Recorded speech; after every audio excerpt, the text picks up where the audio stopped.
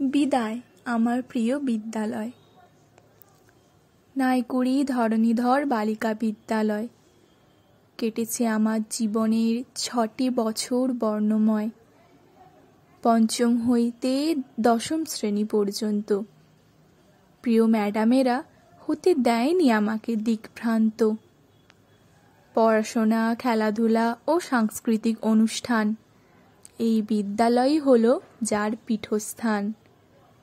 সুন্দর শান্ত পরিবেশে কেটেছে 6টি বছর স্বপ্নের দেশে। ম্যামেদের মাতৃসুলভ আচরণ থাকবে চিরদিন স্মরণ। কিভাবে নিমেষেই 6টি বছর হলো শেষ, কেনই বা ছাড়তে হবে এই স্বপ্নের দেশ। সময় বড় বিচিত্র, আমাদের কথা শোনে না বিন্দু মাত্র। তাই তো নিয়ম কানুনের বেড়া জালে যেতে হবে অন্য বিদ্যালয়ে চলে।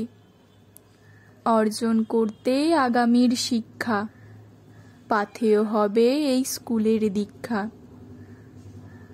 অশ্রু সজল চোখে তাই, কিভাবে বিদায় জানাবো ভেবে না পাই। মাতৃরূপী ম্যামেদের কথা মনে পড়লেই মনে পাই বড় ব্যথা। এই বিদ্যালয় হলো আমার গর্ব, এর গরিমা কখনো হতে দেব না খর্ব।